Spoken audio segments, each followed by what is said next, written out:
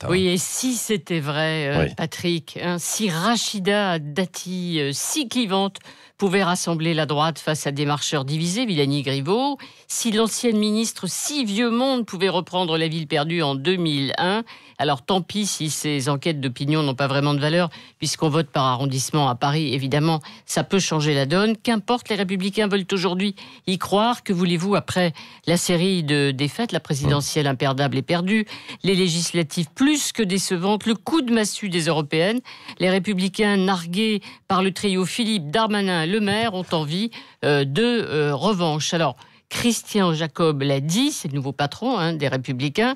À l'occasion des élections municipales, il est temps de poser le pied sur la terre ferme, comprendre, retrouver une assise pour la droite républicaine, montrer que l'ancrage territorial résiste, car ce sont des territoires que ses leaders veulent partir pour la reconquête de l'Élysée. Christian Jacob, évidemment, a en tête la vague bleue de 2014, vote sanction contre la politique de François Hollande. La droite, l'UMP, avait alors gagné Toulouse, Brive, Angers, Saint-Étienne. Alors aujourd'hui, il s'agit moins de gagner que de conserver.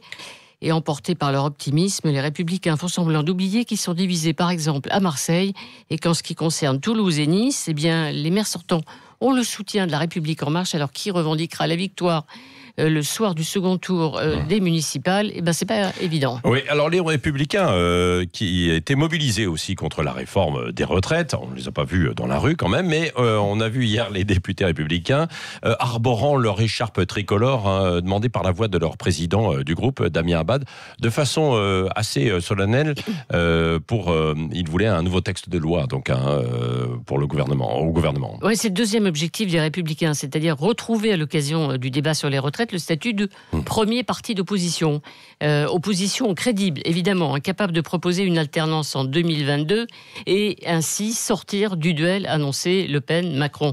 D'où cette démonstration spectaculaire, effectivement, hier à l'Assemblée, façon France insoumise, avec cette écharpe tricolore, et demander donc le report de l'examen de la réforme dont on ne connaît pas le financement. C'était hier, et Éric Woerth, à cette place, dénonçait l'irresponsabilité du gouvernement, un signe fort en direction d'un électorat de droite qu'évidemment les Républicains essayent de récupérer. Alors, deux grands défis donc pour les LR cette année. Alors, rendez-vous le 22 mars au soir, deuxième tour des municipales. On saura si les Républicains ont réussi leur rebond, espéré, attendu, ou s'ils sont encore une fois victimes de leurs illusions. Oui, absolument. Merci Arlette Chabot. On en reparlera dans le